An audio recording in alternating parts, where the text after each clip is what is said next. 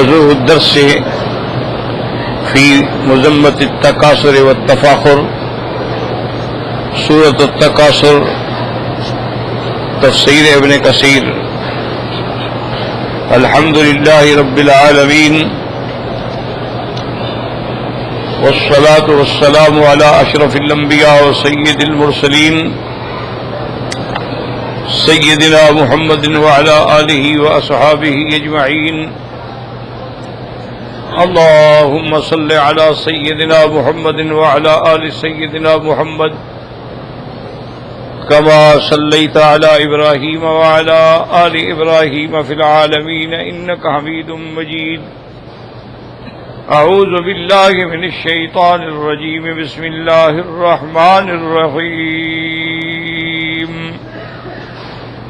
ألهاكم التكاثر حتى زرتم المقابر كلا سوف تعلمون ثم كلا سوف تعلمون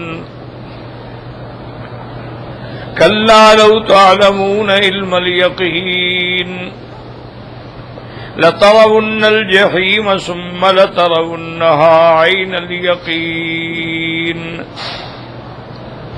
ثم لتسألن يومئذ عن النعيم. قال المؤلف والمفسر رحمه الله تعالى أدام النفع بعلومه وعلومكم في الدارين آمين إلى أن قال.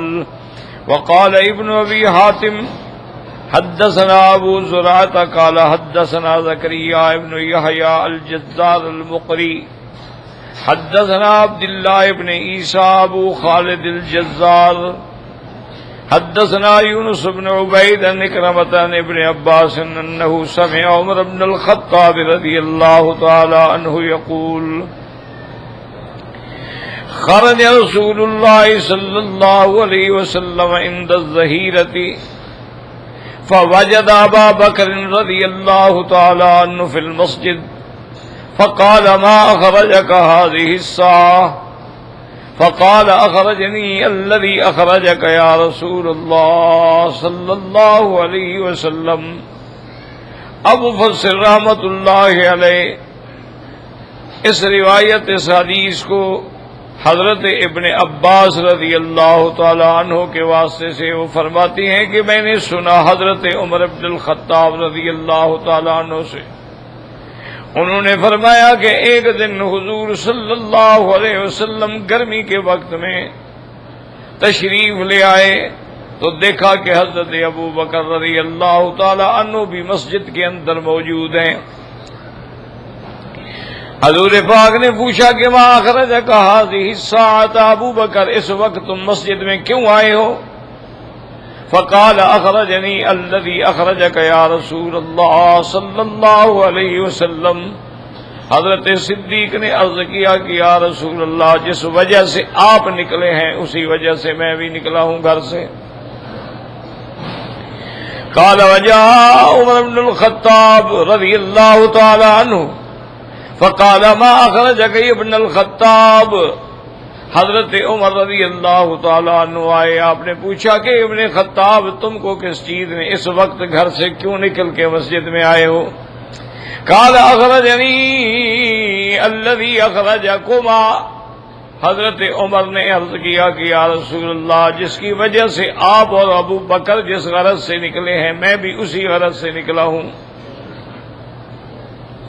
قال فقال عمر واقبل رسول الله صلى الله عليه وسلم يحدثهما ثم قال هل بكما من قوة تنطلقان إلى هذا النخل فتصيبان طعاما وشرابا وذلا قلنا نعم. اس کے بعد فرماتی ہیں کہ حضرت عمر رضی اللہ تعالیٰ عنہ حضرت صدیق اور حضرت عمر سے باتیں فرماتے رہے اور اس کے بعد آپ نے فرمایا کہ کیا تم دونوں میں اتنی قوت طاقت ہے کہ ہم فلاں انصاری کے باغ تک پہنچ جائیں؟ فتصیبان طعاما وہاں انشاءاللہ طعام کھانے کو بھی ملے گا پینے کو بھی ملے گا اور سایہ بھی ملے گا. تو انہوں نے کہا کہ ہاں یا رسول اللہ صلی اللہ علیہ وسلم. یعنی فاقے کا یہ عالم تھا کہ چلنے کی طاقت بھی نہیں رہی. اس لیے حضور نے پوچھا بھی وہاں تک چل سکتے ہو؟ تو انہوں نے کہا کہ ہاں یا رسول اللہ ہم چل سکتے ہیں. فرمایا ٹھیک ہے، مرو بنا الی منزل ابن التیہان ابی الہیثم الانصاری. حضور پاک نے فرمایا تو چلو حضرت الہیثم الانصاری کے پاس چلتے ہیں. قال فتقدم رسول اللہ صلی اللہ علیہ وسلم بین ایدینا فسلم واستأذن 3 مرات وأم الهيثم من وراء الباب تسمع الكلام تريد أن يزيدها رسول الله صلى الله عليه وسلم من السلام. فلما أراد أن ينصرف خرجت أم الهيثم تسعى خلفهم فقالت يا رسول الله صلى الله عليه وسلم قد والله سمعت تسليمك ولكن أردت أن تزيدني من سلامك. فقال لها رسول الله صلى الله عليه وسلم خيرا.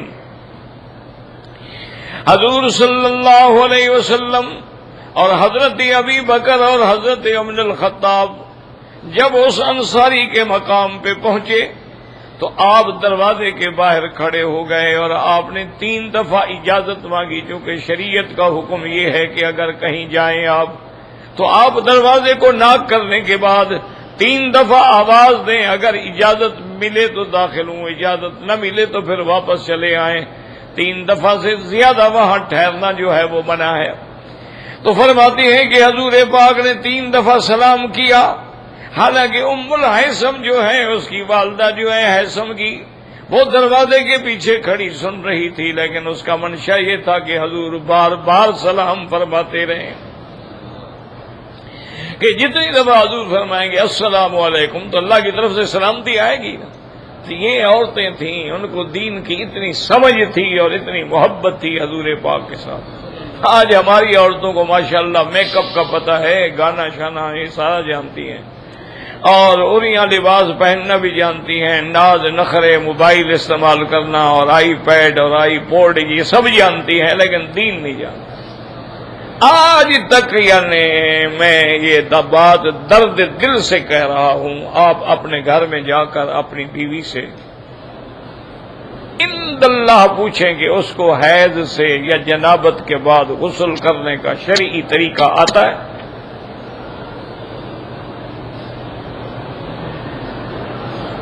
بس یہی کہہ سکتا ہوں کہ انا للہ و انا الیہ راجعون. آپ حیران ہوں گے کہ آج کل جو ہمارا ماڈرن طبقہ ہے، ایلیٹ کلاس ہے بڑے لوگوں کی، ان کی خواتین جو ہیں وہ غسل کرنے کے وقت ایک پلاسٹک کا کور اپنے بالوں پہ چڑھا لیتی ہے، باقی بدن پہ پانی ڈالتی ہے، بالوں پہ پانی نہیں ڈالتی، چونکہ ان کے تو بال خراب ہو جائیں گے. انہوں نے بیوٹی پارلر میں جا کے اپنے بال بنوائے ہوتے ہیں اور ہزاروں روپے خرچ کیے ہوتے ہیں، تو وہ اس کے اوپر ایک کور بنا ہوتا ہے، وہ یہاں تک چڑھا لیں گی، باقی بدن پہ پانی، تو غسل ہو گیا. اگر غسل نہ ہوا تو نماز، روزہ، اور جو اپنے ہاتھ سے پکا کے کھلا رہی ہے ماشاءاللہ حلال ہاتھوں سے کھلا رہی ہے، انا للہ و انا الیہ راجعون. کیا کہہ سکتے؟ سیدنا علی رضی اللہ تعالی عنہ رابع الخلفاء داماد محمد مصطفیٰ صلی اللہ علیہ وسلم، آپ ہمیشہ سر پہ اسرا پھرواتے تھے. تو ساتھیوں نے پوچھا کہ حضرت کیا وجہ ہے آپ اسرا پھرواتے ہیں؟ کہ آپ کے بال اچھے نہیں ہیں یا بال پورے نہیں ہیں سر پہ؟ انہوں نے کہا نہیں، میرے بال تو بہت خوبصورت ہیں، لیکن میں نے حضور پاک سے حدیث سنی تھی کہ تحت کل شعرۃ جنابۃ، ہر بال کی جڑ کے نیچے جنابت ہوتی ہے، ناپاکی ہوتی ہے. میں ڈرتا ہوں غسل کروں اور پانی نہ پہنچے تو میرا تو غسل ہی نہیں ہوگا نا، اس لیے میں نے بال ہی چھوڑ دیے. حالانکہ بال رکھنا سنت ہے، حضور پاک نے بھی بال رکھے ہیں، لیکن لازم ہوتا ہے کہ اس کی جڑوں تک بھی پانی پہنچے. اگر بال ایسے گوندے ہوئے ہیں کہ پانی جڑوں میں نہیں پہنچتا، غسل نہیں ہوگا. کتنی میری بیٹیاں ہیں ناخن پالش لگا لیتی ہیں. ناخن پالش اور مہندی میں فرق ہے، یاد رکھو.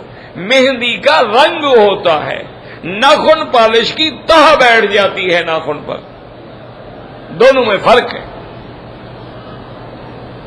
اگر وہ مہندی لگا لے ناخن پر تو کوئی عیب نہیں، اس سے وضو بھی ہوتا ہے، غسل بھی ہوتا ہے، کوئی بات نہیں. لیکن اگر ناخن پالش لگایا ہوا ہے تو جب تک وہ سطح جو ہے اس کو ریموو نہ کرے، کھرچے نہیں، صاف نہ کرے، غسل نہیں ہوگا.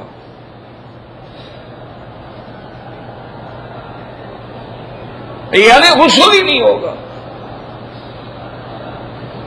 اسی طرح حضور پاک صلی اللہ علیہ وسلم نے فرمایا کہ ہر عورت کی مدت حیض مختلف ہوتی ہے، کم از کم 3 دن اور زیادہ سے زیادہ 10 دن. یعنی 3 دن سے حیض کم نہیں ہوتا، کم از کم 3 دن ہوگا، اور زیادہ سے زیادہ 10 دن ہوگا. اگر 10 دن کے بعد خون آ رہا ہے، بیماری ہے، حیض نہیں ہے. مسئلہ سمجھ لو اچھی طرح. 10 دن گزر گئے لیکن خون پھر بھی آ رہا ہے تو اب وہ بیماری ہے، وہ حیض نہیں ہے. وہ غسل کرے گی، نماز پڑھے، طواف کرے، روزہ رکھے، حج کرے، سب کچھ کرے. اور جب تک اس کے ایام کے دن ہیں، میری بعض بیٹیاں، میری بعض بہنیں، میری مائیں اب حج پہ آتی ہے، مثلا اس کی عادت ہے 8 دن، لیکن 2 دن کے بعد خون بند ہو گیا، وہ وضو کر کے نماز شروع کر دیتی. اللہ کی بندی، تمہارے تو دن پورے نہیں ہوئے ابھی تک. جب تک اس کی عادت کے دن پورے نہ ہوں وہ غسل نہیں کر سکتی.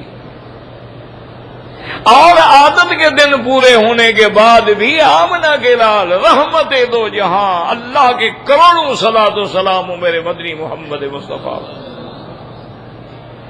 ایسے رحمت والا نبی نہ کوئی آیا، نہ قیامت تک آئے گا. انہوں نے فرمایا کہ پھر عورت کو یہ چاہیے کہ عورت اپنے بدن کے اندر سفید صاف ستھری پاک کپاس رکھے اور چند گھنٹے کے بعد نکال کے دیکھے کہ اس پر کوئی اثر تو نہیں ہے خون کا. اور اگر نہ ہو تو پھر فرمایا کہ کپاس پہ خوشبو لگا کے بھی عورت اپنے جسم کے اندر رکھے تاکہ اندر جو روائے کریاں ہوتی ہیں وہ فوراً گر جاتی ہیں اور اللہ اس کو رحم کی بیماریوں سے بچا لیتے ہیں.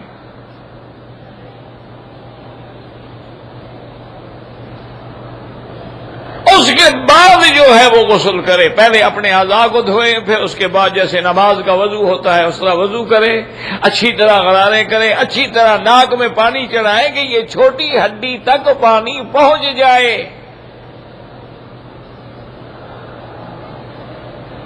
پھر اس کے بعد سارے بدن پہ پانی ڈالے، اگر بال ہیں تو ان کے جڑوں میں پانی پہنچائے.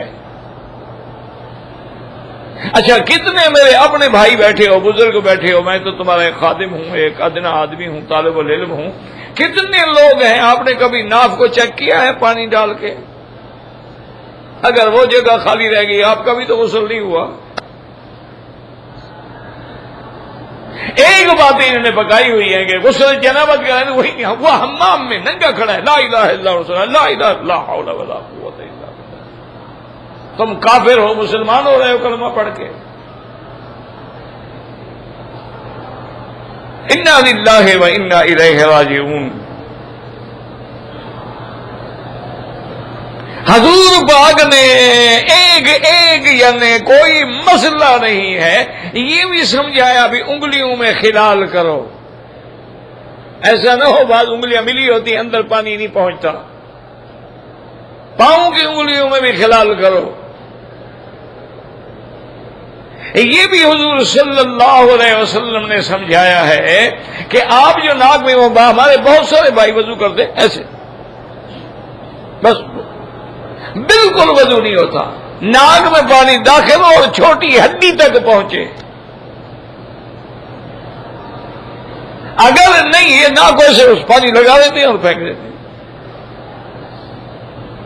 اچھا بعد میرے اپنے بھائی میں نے کئی دیکھے ہیں اپنے عمرے والے اور حاجی صاحبان میرے بزرگ ہیں، اچھا چپل کے ساتھ کھڑے ہو جائیں گے، نل کے نیچے پاؤں کیسا کر دیں گے اور پانی اوپر بہ رہا، بھائی بہ تو رہا ہے، نیچے بھی پہنچا ہے نہیں پہنچا، خلال بھی ہوا ہے کہ نہیں ہوا، اور جی ہم نے دھو لیا ہے، اور جی اتنا زور سے جو پانی جا رہا تھا۔ اللہ کے بندے انگلی ہی بند ہے، زور سے پانی جائے تو کیسے اندر جائے گا؟ انا للہ و انا الیہ راجعون، ہم یہی کہہ سکتے ہیں اور کیا کہہ سکتے ہیں۔ دین کی تفقہ جو ہے وہ اتنی بڑی بات ہوتی ہے کہ اب میں آپ کو عرض کرتا ہوں کہ ایک دفعہ حضرت حذیفہ سے، حذیفہ بن الیمان رضی اللہ تعالی عنہ، صاحب سر رسول اللہ، کہہ دو صلی اللہ علیہ وسلم۔ میں نے کتنے دفعہ عرض کیا بھائی جب بھی نام آئے تو درود شریف پڑھا کرو۔ اب مسلمان کو روز کہیں جی مہربانی کرو حضور پہ درود پڑھو، حضور کو تمہارے درود کا فائدہ ہے، انتظار ہے، تو تیرا فائدہ ہے، تم درود پڑھو گے تو تمہارا فائدہ ہے، تم اللہ کے حکم کی تعمیل کرو گے، تم حضور کی شفاعت کے حقدار بنو گے، تم حضور کی محبت اور تقرب کے حقدار بنو گے۔ ایک دن حضرت سیدنا عمر جب صحابی کا نام آئے کہے رضی اللہ عنہ،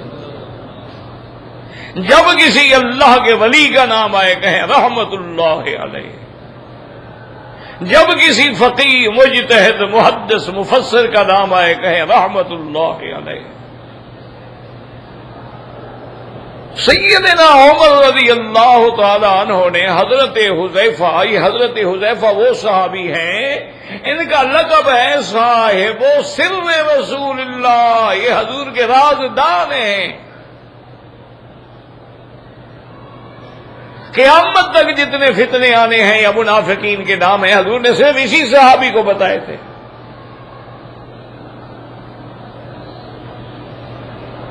اور کسی صحابی کو حضور نے نام نہیں بتائے۔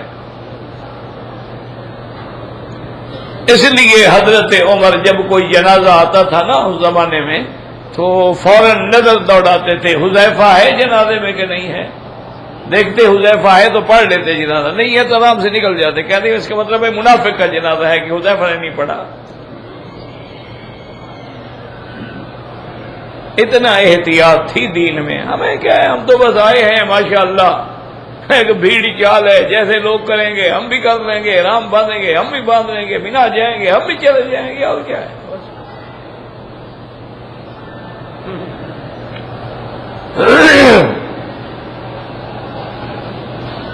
آپ نے دیکھا کہ حضرت حذیفہ رضی اللہ تعالیٰ عنہ پریشان بیٹھے ہیں تو سیدنا عمر نے فرمایا کہ حذیفہ خیر تو ہے، کیا بات ہے؟ ایک دوسرے سے پوچھتے تھے۔ اس نے کہا امیر المومنین میں فتنے سے محبت کرتا ہوں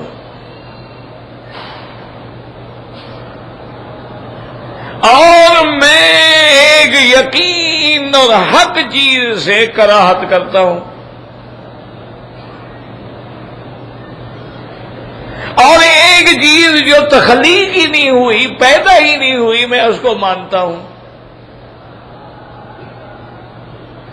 ایک ایسی چیز جو نظر ہی نہیں آتی اس پر بھی میں یقین رکھتا ہوں، اور اس زمین پہ جو کچھ میرے پاس ہے وہ خدا کے پاس بھی نہیں ہے۔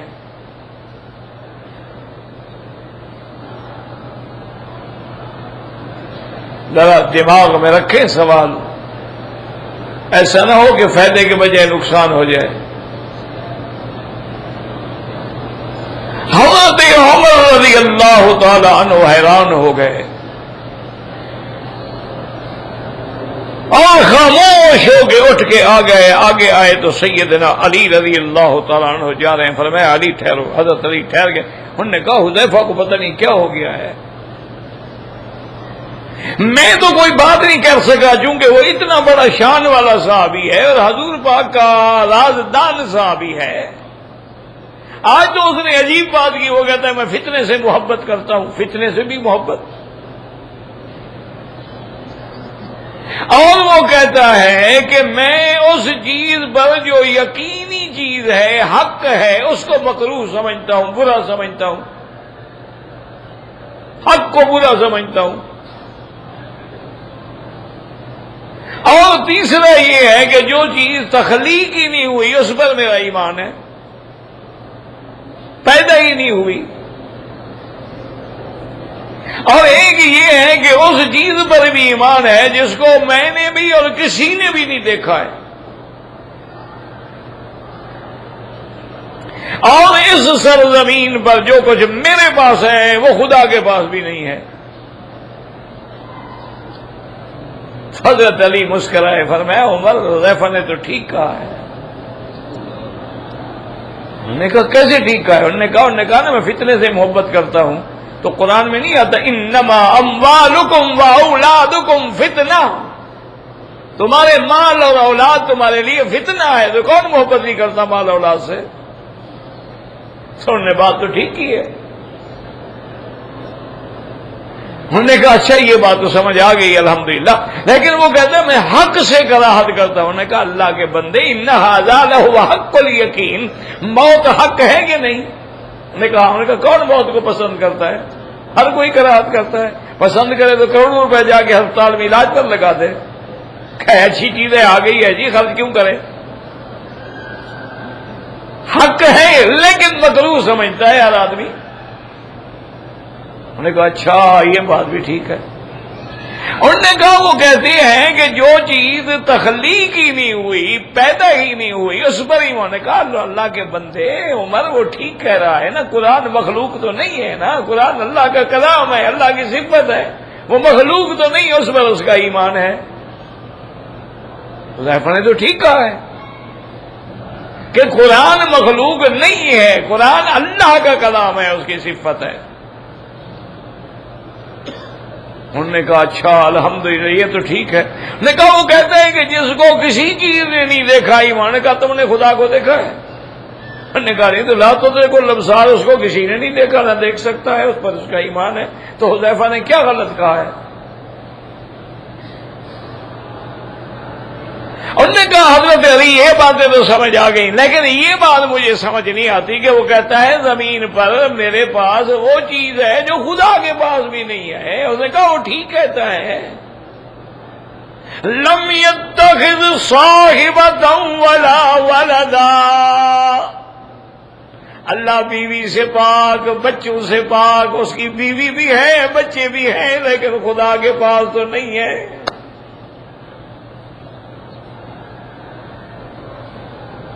انہوں نے کہا الحمدللہ تشفی ہو گئی. تو ایک دوسرے سے دین سمجھتے. اب دیکھیں میری بیٹیاں کتنی عورت سمجھدار ہے، دروازے کے اندر کھڑی ہے، حضور فرماتے ہیں السلام علیکم.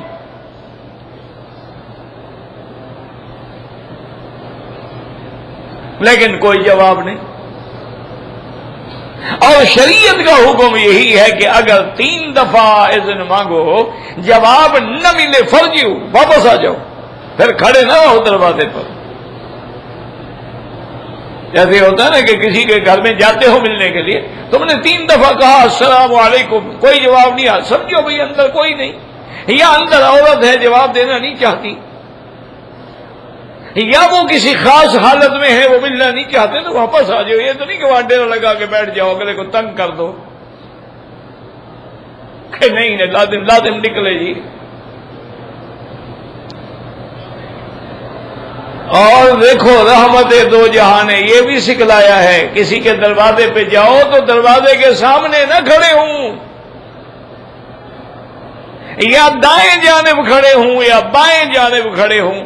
ایسا نہ ہو کہ دروازہ کھلے تو تیری اس کی بیوی پہ کسی پہ نظر پڑ جائے، تم اس کی بیوی دیکھنے آئے ہو. کتنا احتیاط. جب حضور نے دیکھا کہ 3 دفعہ کے بعد بھی جواب نہیں آیا تو حضور واپس چلنے لگے، تو حیثم پیچھے سے دوڑی، یا رسول اللہ یا رسول اللہ یا رسول اللہ صلی اللہ علیہ وسلم، حضور ٹھہرے حضور ٹھہرے۔ آپ نے فرمایا کیا بات؟ انہوں نے کہا حضور جب آپ سلام فرما رہے تھے میں دروازے کے اندر کھڑی تھی، جواب بھی دے رہی تھی آہستہ آہستہ، لیکن میرا مقصد یہ تھا کہ جتنا دفعہ حضور سلام فرمائیں گے اتنی میرے اوپر رحمت زیادہ آئے گی۔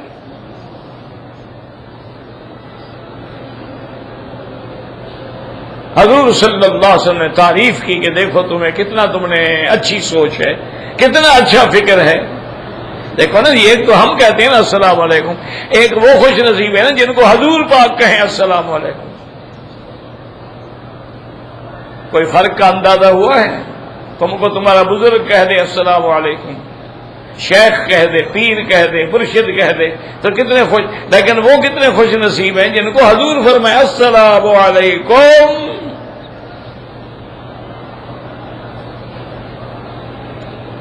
تو انہوں نے کہا حضور فوراً مہربانی کریں، آپ کا گھر ہے اور آپ جیسے مہمان تو میرے مقدر میں بھی نہیں آئیں گے، میرے نصیب میں بھی نہیں ہوں گے، اور میرا خامن جو ابھی آ جاتا ہے پانی لینے کے لیے گیا ہے، تو حضور صلی اللہ علیہ وسلم اس کی اجازت سے گھر میں داخل ہو گئے۔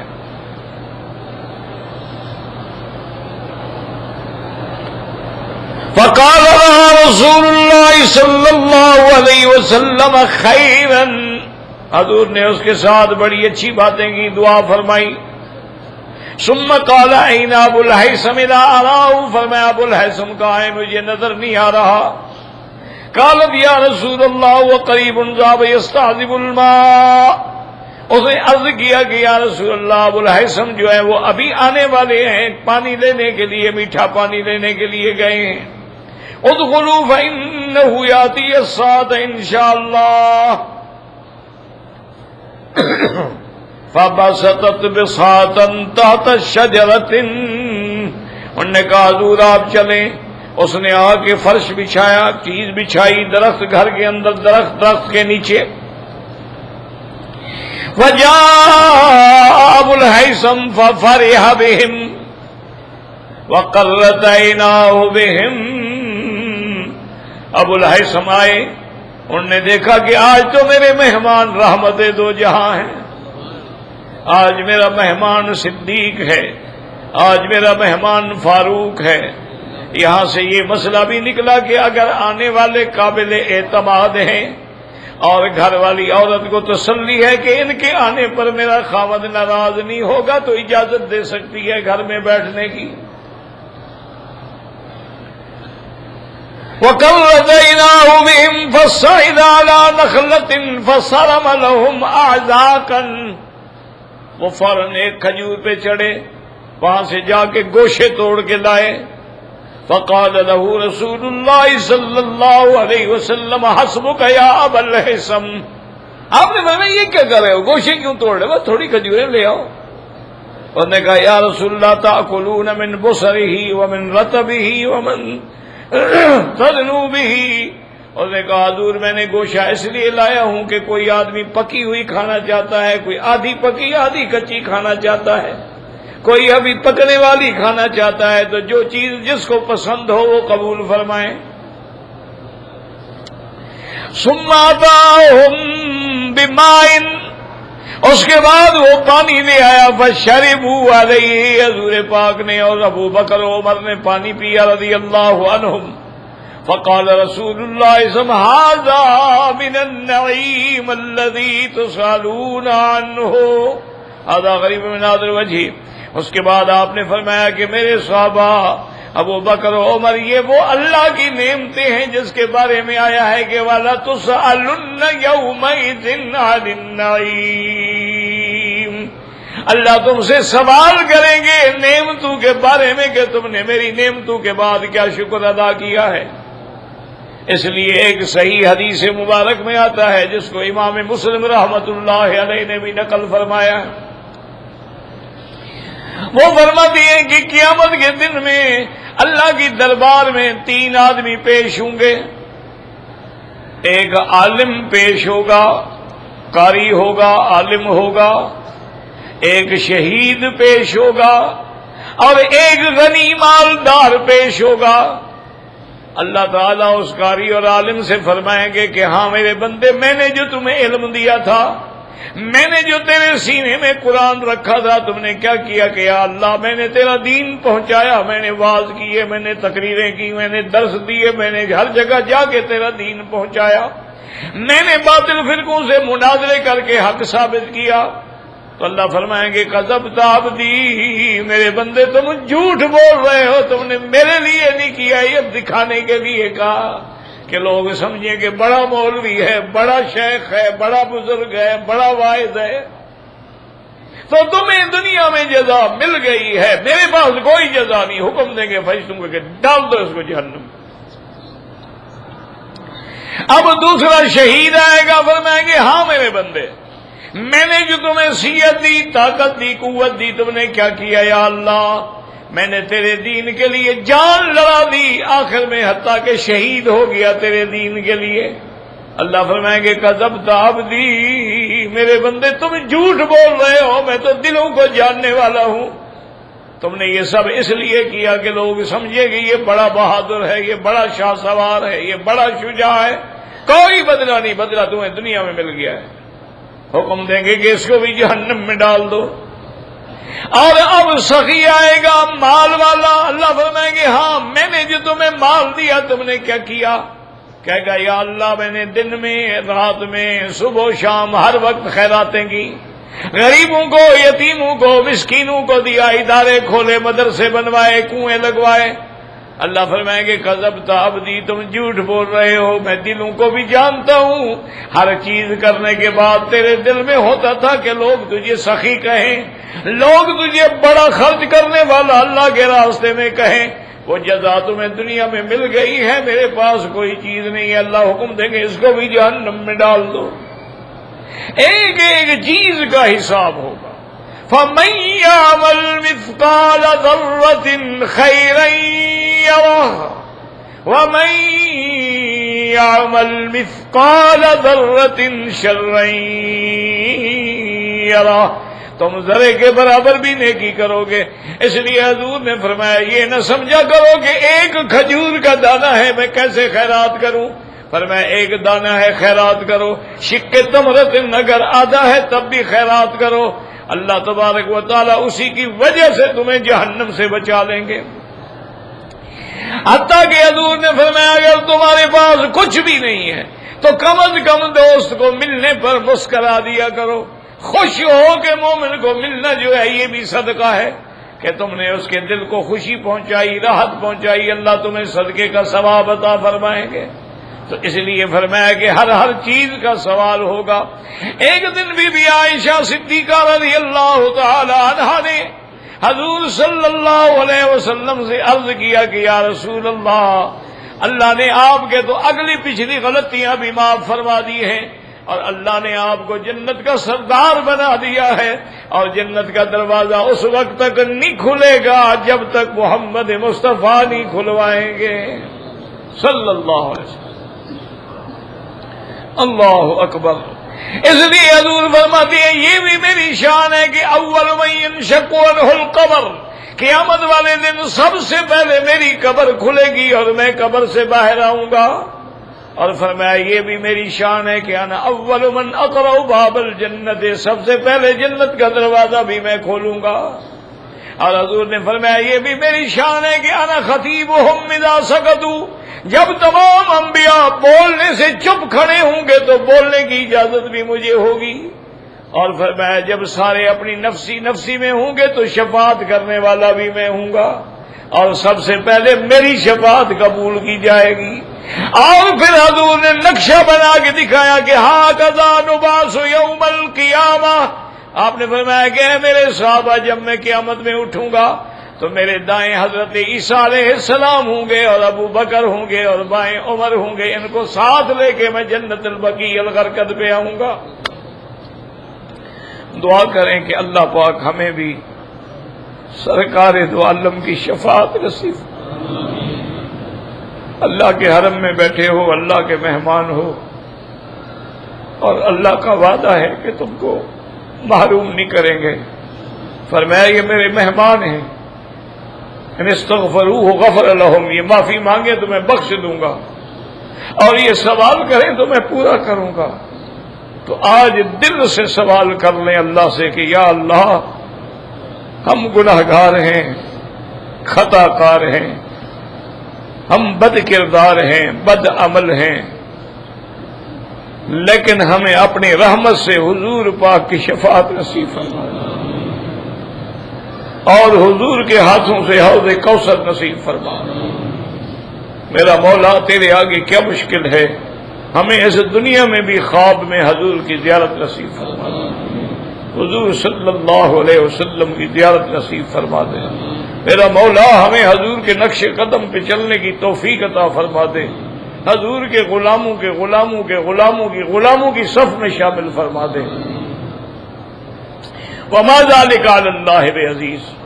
تو بی بی عائشہ نے پوچھا کہ یا رسول اللہ قد غفر اللہ لک، اللہ نے معاف کر دیا ہے، اللہ نے آپ کو خوشخبری دے دی ہے کہ آپ کی اگلی پچھلی اگر کوئی خطائیں ہیں تو وہ بھی میں نے معاف کر دی ہیں۔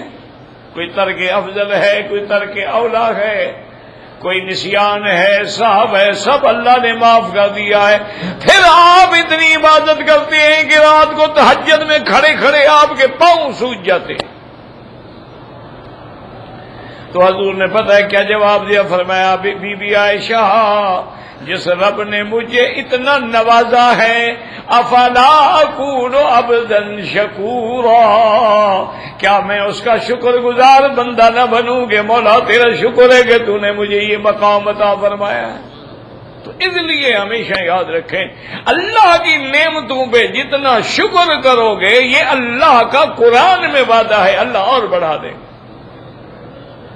ایک آدمی نے موسیٰ علیہ السلام سے عرض کیا کہ اللہ کے پیغمبر اللہ سے درخواست کریں، اللہ نے مجھے ہر نعمت دے دی ہے، گھر دیا، اولاد دی، مال دیا، باغات دیے، زمینیں دی، ہر نعمت دی ہے، اب وہ اتنی نعمتیں ہو گئی ہیں کہ میں سنبھال بھی نہیں سکتا ہوں۔ تو اللہ سے عرض کریں کہ مجھے اب اور کچھ نہیں چاہیے۔ حضرت موسیٰ علیہ السلام نے بھی عرض کیا، اللہ نے فرمایا موسیٰ میرے بندے کو کہو تم شکر کرنا چھوڑ دو، میں دینا چھوڑ دوں گا۔ جب تک تم شکر کرتے رہو گے میں تو دیتا رہوں گا، تم جتنا شکر کرو گے میں اتنی اور زیادہ نعمتیں دوں گا۔ تو اس لیے حضور پاک نے فرمایا کہ لَتُسْأَلُنَّ يَوْمَئِذٍ عَنِ النَّعِيمِ۔ وقال ابن جرير حدثني الحسين بن علي الصدائي قال حدثنا وليد بن القاسم بن يزيد بن كيسان ابي حازم النبي رضي الله تعالى عنه قال بينما ابو بكر وعمر جالسان اذ جاءهما النبي صلى الله عليه وسلم فقال ما اجلسكما هاهنا قال والذي بعثك بالحق ما خرجنا من بيوتنا الا الجوع۔ اس حدیث میں بھی وہی واقعہ بیان کیا ہے ابی ہریرہ رضی اللہ تعالی عنہ نے کہ حضرت ابو بکر حضرت عمر بیٹھے تھے کہ حضور پاک آئے، فرمایا کیوں بیٹھے ہو؟ انہوں نے کہا یا رسول اللہ ہمیں جو بھوک کی وجہ سے گھر میں فاقہ ہے، کوئی چیز کھانے کو نہیں تھی۔ قال والذی بعثنی بالحق ما خرجنی غیرہ، آپ نے فرمایا مجھے بھی اللہ کی قسم ہے میں بھی اپنے گھر سے اسی لیے نکلا ہوں۔ فانطلقوا حتى أتوا بيت رجل من الأنصار فاستقبلتهم المرأة فقال لها النبي أين فلان؟ فقال ذهب يستحضر لنا ماء فجاء صاحبهم يعمل قربته۔ حضور اس کے گھر میں گئے، پوچھا کہ بندہ کہاں ہے تمہارا؟ انہوں نے کہا حضور پانی لینے کے لیے گئے ہیں۔ ابھی حضور بیٹھے تھے کہ وہ بھی مشکیدہ پانی کا لے گیا۔ وقال مرحبا ما زار العباد شيئا افضل من نبي زارني اليوم۔ اور نے کہا حضور آپ سے زیادہ شان والا کون مہمان ہوگا جو اس کے گھر میں آئے گا؟ سب سے اعلیٰ، سب سے افضل، سب سے اکمل آپ میرے مہمان ہیں۔ اور اس کے بعد فعلق قربتہ بکرب نخلۃ، اس نے اپنی مشکیزہ کو لٹکایا۔ فانطلق وجاءہم برزق، اور پھر اس کے بعد ایک گوشہ کھجور کا لے آیا۔ فقال النبی سمدا كنت اجتنيت، آپ نے فرمایا خدا کے بندے تم کچھ کھجوریں چن کے لے آتے، یہ سارا گوشہ کیوں لے کے آئے ہو؟ فقال احببت ان تكونوا الذين تختارون لاعينكم، میں نے کہا یا رسول اللہ میں اس لیے لے آیا کہ اپنی اپنی پسند کی چیزیں آپ خود لے لیں۔ ثم اخذ الشبت وقال اياك والحلوب، اس کے بعد اس نے چھری اٹھائی، آپ نے فرمایا خبردار کسی دودھ والی بکری کو ذبح نہ کرنا۔ فذبح لهم يومئذ فاكلوا، فقال له النبي صلى الله عليه وسلم لتسألن عن هذا يوم القيامة، أخرجكم من بيوتكم الجوع فلم ترجعوا حتى أصبتم ماذا بعد من النعيم۔ حضور پاک نے فرمایا کہ قیامت میں پوچھا جائے گا کہ تم اپنے گھر سے بھوک کی وجہ سے نکلے تھے، پھر تم کو میں نے کیسے کیسے نعمتیں عطا فرمائی، سایہ بھی عطا فرمایا، پانی بھی عطا فرمایا، کھجوریں بھی عطا فرمائی ہیں۔ ورواه مسلم من حدیث یزید ابن کیسان به، ورواه ابو یعلا ابن ماجہ من حدیث وقاری یحیی ابن عبد الله نبی رضی اللہ تعالی عنہ بکر صدیق به، وقد رواه اهل السنن الاربعہ من حدیث عبد الملک ابن عمیر النبی صلی رضی اللہ تعالی عنہ۔ وقال الامام احمد حدثنا شریح قال حدثنا حشر النبی ندرت ابی یسیب یعنی مولا رسول اللہ صلی اللہ علیہ وسلم قال خرج رسول اللہ لیلا فمر بی، آپ رات کو نکلے، فدعانی فخرجت علیہ، ثم مر بی ابی بکر فدعا فخرج الیہ، ثم مر بی عمر فدعا فخرج الیہ، فانطلق حتى دخل حائطا لبعض الانصار فقال للصاحب الحائط اطعمنا، فجاء بإزق فذوق رسول وصابه ثم دعا بماء بارد فشرب وقال لتسألن عن هذا يوم القيامة، قال فأخذ عمر الإزق فضرب بالأرض حتى تناثر البصر قبل رسول الله صلى الله عليه وسلم، ثم قال يا رسول الله إننا نسألون عن هذا يوم القيامة، یا رسول اللہ اس کے بارے میں بھی سوال ہوگا؟ آپ نے فرمایا ہاں بالکل سوال ہوگا۔ قال نعم إلا من ثلاثة، تین چیزیں ہیں جس کے بارے میں سوال نہیں ہوگا۔ خرقۃ لف بها الرجل عورته، اتنا کپڑا ہے جس سے بندے نے اپنا بدن چھپایا ہے، او کسرۃ سد بها جوعته، یا اتنا ٹکڑا ہے روٹی کا جس سے اس نے اپنی بھوک مٹائی ہے، او حجر يدخل فيه من الحر والقر، یا اس نے ایک چھوٹا سا مکان ہے، گھر ہے جس سے سردی اور گرمی اس سے بچ جاتا ہے، یہ چھوٹی ان کے باقی ہر چیز کا سوال ہوگا۔ وقال الامام احمد حدثنا عبد الصمد قال حدثنا حماد قال حدثنا عمار سمعت جابر بن عبد الله يقول رسول الله ابو بكر وعمر رطبا وشربوا ماء، فقال رسول الله هذا من النعيم الذي تسألون عنه، راس حديث بن عمار بن ابي عمار جابر به۔ وقال الامام احمد بن يزيد قال حدثنا محمد بن عمرو الصباح بن محمود بن ربيع قال من نزلت الہاکم التکاثر فقرأ حتى بلغ لتسألن يومئذ عن النعيم، قالوا يا رسول الله نجي النعيم نسأل وإنهما الأسودان الماء والتمر والسفي فنادى ركابنا ولدوا حاضر أي نعيم نسأل، فقال إما أن ذلك سيكون، تو صحابہ نے کہا یا رسول اللہ کون سی ہمارے پاس ایسی نعمتیں ہیں، یا کھجور کے دانے ہیں یا پانی ہے، اور ہر وقت ہمارے کندھے پہ تلوار ہے، اللہ کے راستے میں ہم جہاد کر رہے ہیں، ہر وقت دشمن کا مقابلہ ہے، کون سی ایسی نعمت؟ نہیں، ہر بات کا سوال ہوگا، واللہ اعلم۔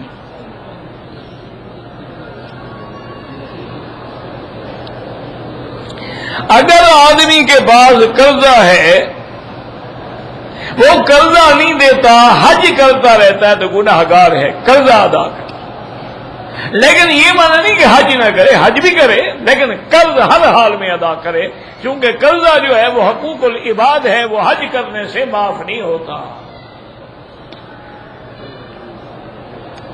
ہر گناہ معاف ہو جاتا ہے لیکن حقوق العباد معاف نہیں ہوں گے۔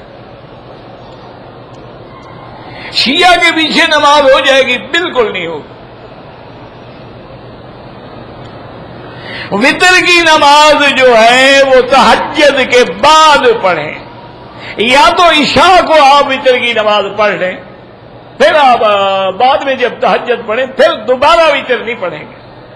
لیکن اگر عشاء کو آپ نے وتر نہیں پڑھے ہیں اور تہجد کے لیے اٹھے ہیں تو پہلے تہجد پڑھو, تہجد ختم کرنے کے بعد آخر میں وتر پڑھو.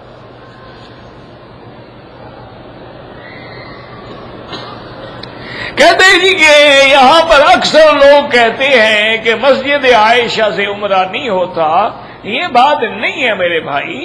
اگر ایسی بات ہوتی تو مسجد عائشہ پر مسجد بناتے, جگہ بناتے, حمام بناتے, میقات بناتے, اہتمام کرتے. الحمدللہ مسجد عائشہ سے بھی عمرہ ہوتا ہے, بلکہ مکے والوں کا تو میقات ہل ہی مسجد عائشہ ہے. اور پھر حضور کے حکم سے بی بی عائشہ نے عمرہ کیا ہے, اور حضرت عبداللہ ابن عمر نے عمرہ کیا ہے, حضرت عبداللہ ابن زبیر نے عمرہ کیا ہے.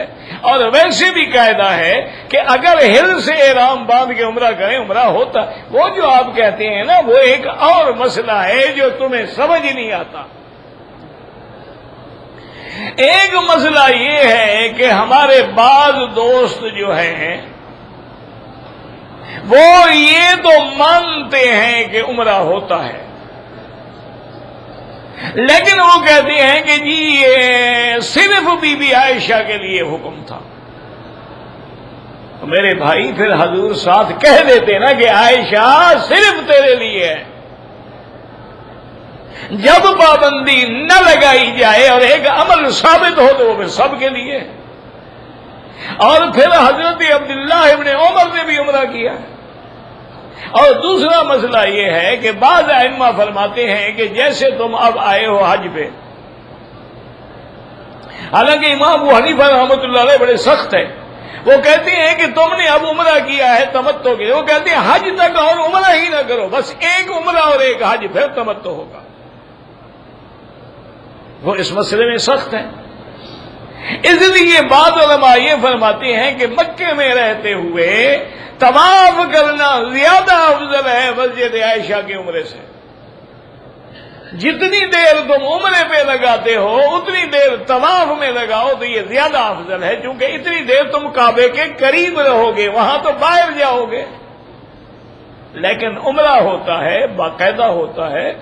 اور بلکہ دیکھیں امام ابو حنیفہ رحمۃ اللہ علیہ کے نزدیک تنعیم سے عمرہ کرنا افضل ہے, اور امام شافعی رحمۃ اللہ علیہ کے نزدیک جعرانہ سے عمرہ کرنا افضل ہے. جعرانہ وہ جگہ ہے جہاں حضور پاک نے غنائم حنین تقسیم کیے تھے فتح طائف کے بعد. یہاں سے عرفات کے راستے جب آپ جائیں گے جبل نور کے راستے میں تو آگے جا کے حد حرم کے باہر آتا ہے جعرانہ. یہ وہی جگہ ہے جہاں حضور نے قیام فرمایا اور پھر وہاں سے حضور نے خود عمرہ کیا ہے. تو اس لیے امام شافعی فرماتے ہیں کہ حضور نے چونکہ عمرہ کیا ہے لہذا عمرہ جعرانہ کا افضل ہے. امام ابو حنیفہ فرماتے ہیں تنعیم کا افضل ہے. وہ کہتے ہیں کیوں؟ وہ کہتے ہیں ایک ہوتا ہے فعل رسول, ایک ہوتا ہے قول رسول. قول فعل سے افضل ہوتا ہے, فعل تو جواز کے لیے بھی ہوتا ہے, اگر حضور وہاں نہ ہوتے تو نہ کرتے, لیکن یہاں تو حکم دیا حضور نے بی بی عائشہ کو کہ جا کے عمرہ کرو, تو قول ہمیشہ فعل پر مقدم ہوتا ہے. تو اس لیے آپ جھگڑوں میں نہ پڑیں خدا کے لیے. میں نے ہمیشہ آپ سے کہا ہے یہاں آئے ہو نا جی تو یہاں پر حنفی بھی ہیں, شافی بھی ہیں, مالکی بھی ہیں, حنبلی بھی ہیں, اہل حدیث بھی ہیں, ہر مسلک کے لوگ ہیں. اللہ سب پہ اپنی کروڑوں رحمتیں نازل فرمائے اور سب سے دین کا کام لے. تم جھگڑوں میں نہ پڑو, تم طواف بھی کرو, عمرے بھی کرو, قرآن بھی پڑھو, ذکر بھی کرو, اللہ کی یاد بھی کرو. یہ غنیمت موقع جانو کہ یہ ٹائم ہمیں اللہ نے دیا ہے, پھر پتہ نہیں خدا جانے کب ملے گا. تم جھگڑوں میں نہ پڑے رہو. اگر مسافر کی جماعت چھوٹ گئی ہے اور احرام باندھے ہوئے ہے بالکل جماعت کر سکتا, مسافر اپنی جماعت کر لے, کوئی منع نہیں.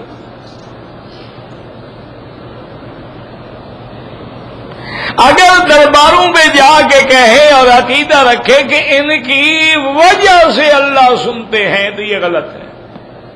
اللہ نے تو 80 سال تک حضرت ایوب کی دعا بھی نہیں سنی, وہ تو نبی ہے, زندہ بھی ہے. یعقوب علیہ السلام روتے روتے آنکھیں سفید کر بیٹھے, اللہ نے نہیں سنی. یہ عقیدہ غلط ہے۔ اللہ سب کی سنتے ہیں اور حکم ہے کہ ادعونی، مانگو مجھ سے۔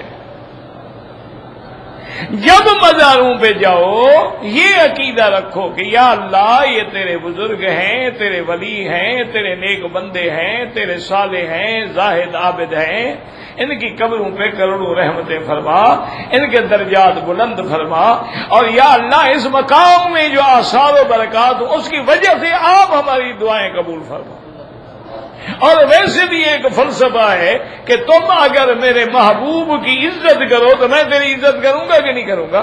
تو فلسفہ یہ ہے کہ جب تم کسی اللہ والے کی مزار پہ اس کے لیے دعا کرتے ہو تو اللہ کی رحمت جوش میں آ جاتی ہے کہ یار اللہ فرماتے اچھا تم نے میرے بندے کے لیے مانگا، میں تیرا کام کر دوں۔ یہ مسئلہ ہے، دینے والی اللہ کی ذات ہے اور کوئی نہیں دیتا ہے۔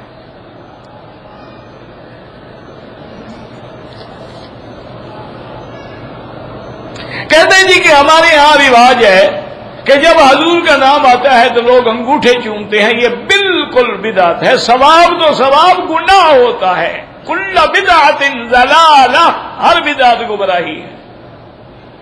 اچھا ویسے ان سے پوچھو، ان کو پتہ نہیں کیا ہو گیا، انگوٹھے اپنے چومتے ہو، ثواب کس بات کا؟ نہیں، کوئی عقل بھی اللہ نے دیا ہے یا بھوسا بھرا ہوا ہے؟ بھئی یا تو جس آدمی نے حضور کا نام لیا اس کا جا کے منہ چوم لو، تم جو انگوٹھے چومتے ہو۔ اچھا اب انگوٹھوں میں کیا ہوتا ہے؟ ناخن ہوتے ہیں، یہ تو کاٹ کے پھینکنے والی چیز ہے، کہاں تصور کر رہے ہو حضور کا؟ کوئی عقل بھی ہے یا نہیں ہے؟ اچھا قرآن کے بعد بھی کوئی جھگڑا ہے؟ قرآن کہتا ہے صلو علیہ وسلموا تسلیما، ایمان والوں میرے مدی پہ صلاۃ و سلام بھیجو۔ کسی جگہ نہیں کہا ایمان والوں انگوٹھے چومو۔ اللہ کے نبی فرماتے من صلی علیہ واحد صلی اللہ علیہ عشرن، جو مجھ پہ ایک دفعہ درود پڑے گا اللہ 10 رحمتیں نازل فرماتے ہیں۔ تو اللہ کا حکم بھی یہ ہے، نبی کا حکم بھی یہ ہے، ان کی عادت ہے نہیں جاتی، یہ ضرور چومیں گے، الٹے لٹک جاؤ یہ چومیں گے۔ اس کا کیا علاج ہے؟ نفلیں بیٹھ کے پڑھیں گے، ساری نماز کھڑے ہو کے پڑھی ہے، نفل میں بیٹھ گئے۔ اللہ کے بندے بیٹھ کے پڑھنے سے آدھا ثواب ملتا ہے، تم آدھے ثواب اپنے سے محروم ہو رہے ہو۔ اجر القائد نصف اجر القائم، حضور نے فرمایا جو بغیر عذر کے بیٹھ کے نماز پڑھے اس کو آدھا ثواب ملتا ہے۔ آدھا ثواب یعنی 50,000 نیکی گوا رہے ہو۔ بس عادت ہے۔ کہتے جی وہ جو عورت تھی اور حضور پہ کوڑا کرکٹ پھینکتی تھی وہ مکے میں رہتی تھی یا طائف میں؟ کیوں آپ ملنے جائیں گے اس کو؟ نہیں، مجھے بتاؤ تو صحیح نا، وجہ کیا ہے؟ آپ کو تکلیف کیا ہے؟ پھر کہتے ہیں جی مکی صاحب سوالات میں ناراض ہو جاتے ہیں، اب آپ مجھے بتائیں کیا کروں میں؟ اللہ کے بندے، یہ تو ابھی لہب کی بیوی تھی، حضور کی چچی تھی۔ تبت یدا ابی لہب وتب، حضور کے چاچے کی بیوی ہے، ام جمیل ابی لہب کی بیوی ہے۔ حضور کے سامنے کھڑے ہو کے گستاخی کرتی تھی۔ ہاں تاکہ کا شیطانوں کا وہ شیطان تمہارے اوپر نہیں آیا۔ اللہ نے ایسی سزا دی کہ وہ جو کانٹے چن چن کے لاتی تھی، گلے میں رسی ڈالتی تھی گٹھڑی بنا کے، بیٹھی پہاڑ پہ سانس لینے کے لیے، اور بعض روایات میں فرشتے نے دھکا دیا، بعض نے قدرت کی طرف ایسا جو دھکا ہے اسی رسی سے پھانسی چڑھ کے مر گئی۔ وہ جناب یہی تھی، مر گئی ہے لعنت اللہ علیہا۔ تمہیں کیا تکلیف ہے، طائف کی ہو یا مکے کی ہو؟ لوگ حضور کے محبوبوں کو ڈھونڈتے ہیں، یہ دشمنوں کو ڈھونڈ رہا ہے۔ اللہ کے بندو خدا کا خوف کرو۔ کہتے ہیں جی کہ جب ہم مقام ابراہیم پر نماز پڑھتے ہیں تو بعض عورتیں طواف کی نماز میں ہمارے آگے کھڑی ہوتی ہیں، کوئی حرج نہیں، وہ نماز ہو جاتی ہے۔ فرض نماز میں عورت آگے نہ ہو۔ اگر وہ اپنی نماز پڑھ رہی ہے، ہم اپنی نماز پڑھ رہے ہیں تو کوئی حرج نہیں۔ کوئی مسئلہ نہیں. فرض نماز ہے، مثلا عشاء کی نماز ہے، آگے عورت کھڑی ہے تو امام ابو حنیفہ رحمۃ اللہ علیہ کے نزدیک نماز نہیں ہوتی. یا محاذات میں کھڑی ہے، دائیں بائیں قریب کھڑی ہے تو نماز نہیں ہوتی. ورنہ اگر وہ اپنے 2 رکعت پڑھی، ہم اپنی 2 رکعت پڑھیں تو کوئی مسئلہ ہی نہیں ہے.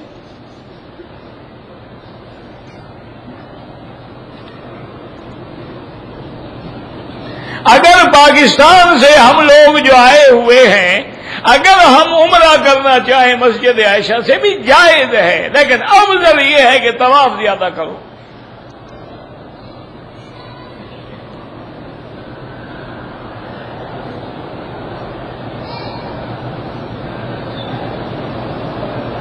ایک آدمی کی بیوی جو ہے وہ دوسرے سے باتیں کرتی تھی، خاوند سمجھاتا رہا، وہ نہیں سمجھی تو اس نے کہا کہ 3 طلاق ہے، تو پکا کام ہو گیا، مسئلے پوچھنے کی کیا ضرورت ہے جناب؟ 3 تھپڑ مارو تو گننے کی بھی ضرورت ہے؟ 1 ہوتا ہے، 2 ہوتے ہیں، 3 ہوتے ہیں. باقی بہتر یہ ہے، میرا مشورہ ہے کہ اگر مکے میں رہتے ہو تو دارالفتاح سے رجوع کرو. حنفی مسلک میں کوئی گنجائش نہیں.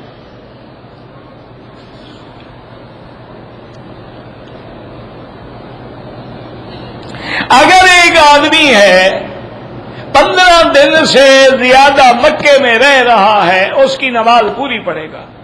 عرفات جا رہا ہے تو پھر قصر کرے گا.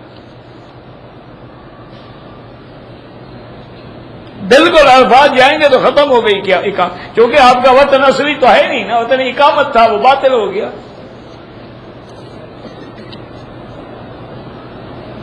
طواف زیارت کے بعد جو صفا مروہ دوڑنی ہے، وہ اگر ہم پہلے دوڑنا چاہیں جائز ہے کہ 8 کو یا 7 کو احرام باندھ کے طواف نفلی کر کے صفا مروہ دوڑ کے پھر مینا چلے جائیں، تو واپس جب آئیں گے تو صرف طواف زیارت کریں گے، صفا مروہ نہیں دوڑنی ہوگی. لیکن اللہ پاک رحمت کرے، پتہ نہیں کس نے تمہیں مسئلہ بتلا دیا ہے، یہ جائز ہے، میں بھی کہتا ہوں جائز. لیکن مجھے یہ بتاؤ کہ جب 8 کو آپ کریں گے تو کیا خیال ہے حرم خالی ہوگا؟ یعنی ایک رگڑا ہم 8 کو کھائیں، ایک 10 کو آ کے کھائیں، تو لہذا ایک دفعہ کیوں نہ کھائیں؟ یہ کون سی عقل مندی ہے کہ 2 دفعہ رگڑا لگے؟ اور پھر صفا مروہ تو مسئلہ ہی کوئی نہیں ہے، وہ تو 4 منزلہ بن گئی ہے، وہاں تو اب تکلیف ہی کوئی نہیں. ایئر کنڈیشن صفا مروہ ہو گئی ماشاءاللہ. اب تو اللہ کی حرم سے حکومت کو اللہ جائے خیر دے، وہ تو طواف کو بھی کئی منزلہ بنا دیں گے. تو بہرحال افضل یہ ہے کہ میرے مدنی پاک نے حج کی صفا مروہ طواف زیارت کے بعد فرمائی. یا بعض علماء فرماتے ہیں کہ چونکہ قران میں 1 دفعہ بھی کافی ہے. حج یا عمرے میں دوسرے کے لیے جو زندہ ہے اس کے لیے نہیں ہو سکتا، وہ معذور ہے، آنے کے قابل نہیں ہے، پھر اس کے لیے ہوتا ہے.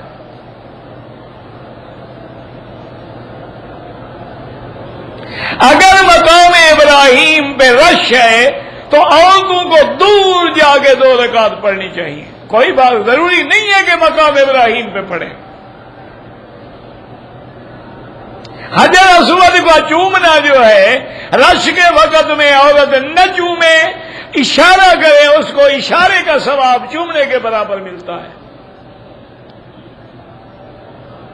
کہتے ہیں جی کہ اسٹیٹ لائف انشورنس کرانا بالکل حرام ہے، وہ جوا بھی ہے اور سود بھی ہے.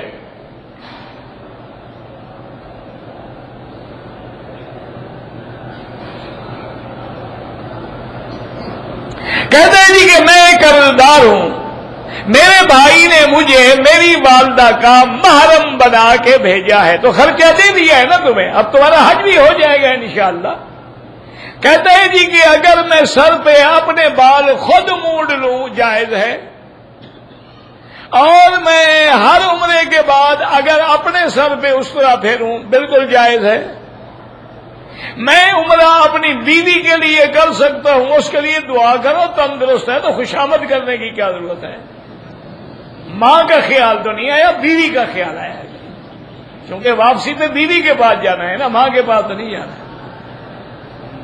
نہ کرو جناب. ہاں اگر بیوی معذور ہے تو کرو.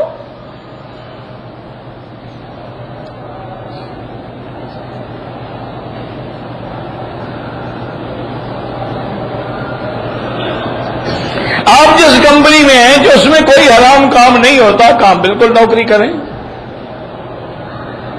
سب شیعہ کافر نہیں ہوتے، لیکن جو قرآن کے منکر ہے وہ کافر ہے، جو سیدہ عائشہ کی شان میں گستاخی کرتے ہیں وہ کافر.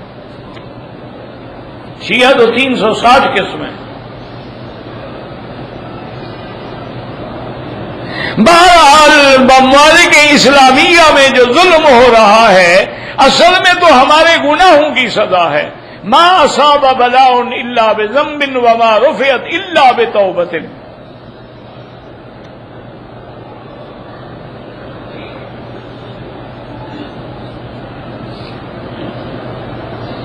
کسی کی ہینڈ رائٹنگ پڑھ کر اس کی اچھائی اور برائی بتانا تو کیا ہے؟ اگر اس کی یعنی اس کے لکھنا سکھا رہے ہیں اس کو کہ صحیح لکھے یا پتہ نہیں کیا ہے. ہینڈ رائٹنگ پتہ نہیں کیا مطلب ہے. ایک تو پھر آپ انگریزی ملا دیتے ہو نا جناب. انگریزی کا تڑکا نہ لگاؤ تو مجھے بھی بات سمجھ آ جائے.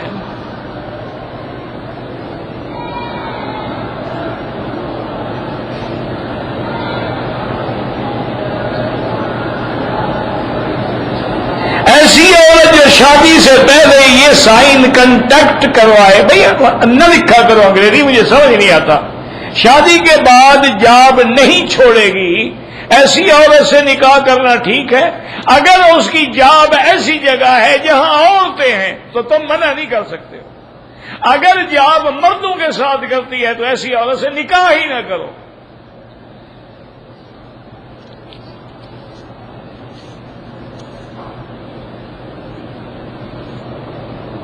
ہاں با پردہ ہے، مجبور ہے. بعض جیسے ہسپتالوں میں کام کرتی ہیں بیچاری، مجبور ہے وہ. اب یہ ہے کہ وہ کنٹریکٹ کرائے گی نہیں میں جاب نہیں چھوڑوں گی. اگر اس کا خرچہ خاوند دینے کے لیے تیار ہے، اس کو کیا ضرورت ہے نوکری کرنے کی؟ وہ خاوند سے تنخواہ لے لے، وہ نوکری خاوند کی کرتی رہے.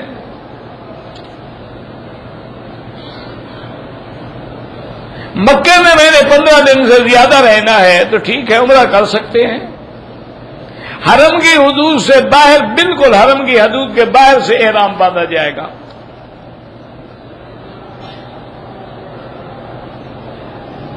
کسی مسلمان کی موت کی بد دعا بالکل نہ کریں، ہدایت کی دعا کریں.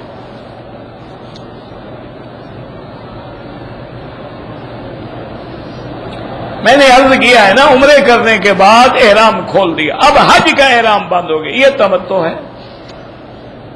رفع یدین کریں تو جائز ہے، نہ کریں تو جائز ہے. یہ تو مستحب مسئلہ ہے. یہ تو خود فتاوی اہل حدیث میں بھی موجود ہے، فتاوی نظیریہ میں بھی موجود ہے، ستاریہ میں بھی موجود ہے. حضرت شیخ نذیر حسین رحمۃ اللہ علیہ نے بھی لکھا ہے، حضرت ثناء اللہ نے بھی لکھا ہے، سب علماء اہل حدیث نے بھی لکھا ہے کہ یہ مستحب امر ہے. جو کرتے ہیں ان پر اعتراض نہ کرو، جو نہیں کرتے ان کے بھی گلے نہ پڑو. نماز میں ہاتھ جو ہے وہ ناف کے اوپر باندھیں یا نیچے باندھیں، دونوں جائز ہیں. اور سکے میں جتنا زمین کے قریب ہوگی اتنا بہتر ہے.